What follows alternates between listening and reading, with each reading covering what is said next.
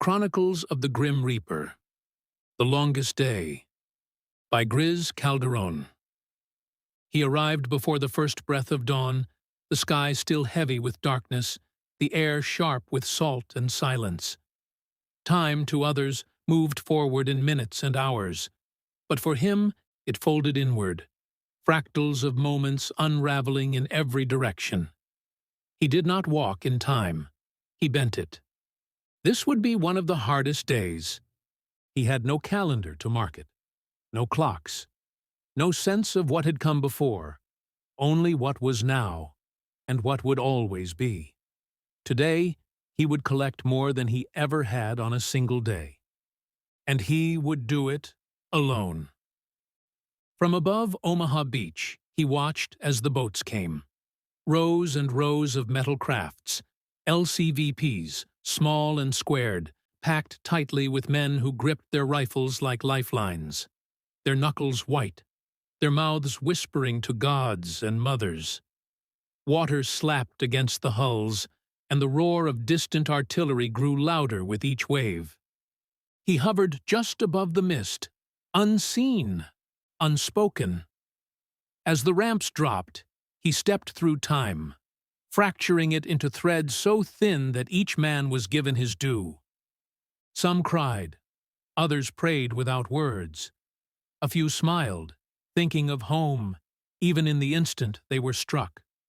He was there, at each breath, each fading heartbeat, cradling their essence, lifting them out of agony, carrying them through the haze of smoke and fear. The sand turned red, and still they kept coming. At Utah Beach, he rose from the tide. The sea foamed around him, unaware of what moved beneath its surface. This approach had been less brutal than the one to the east, but death did not spare it. Mines hidden in the surf, gunfire from bunkers, flames and chaos. Here, he walked beside the living before they crossed the line. He watched one soldier press his face to a photograph sewn into his sleeve. Another gripped a medal on a chain, his lips trembling with a prayer meant only for the wind.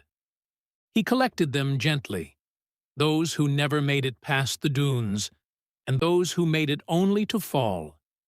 Each soul lifted from ruined flesh, eased into stillness, unburdened. Some were from the other side. Young men in gray-green uniforms, eyes wide with confusion, firing from stone bunkers until silence found them. He offered them the same care. They too were carried. He did not understand their war. It was not his to understand. By the time he reached Gold Beach, the sun had climbed and the sky blazed a pale, unfeeling blue. Smoke curled from the hills, sandbags ruptured, the clang of metal, the hiss of fire, the thud of shells, all of it blurred into a constant hum. It was not chaos to him. It was inevitability. He approached from the land now, stepping through the remnants of hedgerows and tank traps, walking between shadows cast by shattered trees. Allied forces fought to push inland, climbing steep embankments under fire. A shell struck near a machine gun nest. He paused, fractured time once more, and reached into the smoke. He guided them out, one by one, silently. All morning, all afternoon. He moved without rest, folded space and moments into ribbons, slicing time 1,000 ways to be where he was needed. By nightfall, over 4,000 souls had passed into his care. Some instantly, some slowly, some with confusion, others with quiet readiness. All of them were met with the same reverence. He never spoke. He never judged. As the guns quieted and the final groans of war settled into dusk, he stood upon a cliff overlooking the sea. The beaches behind him were littered with what remained, but the air had shifted. No more were crossing. Not yet. He had fulfilled what the day demanded of him. He would never understand the way of man. never grasp why they chose destruction or what honor they found in it. But it was not his to question.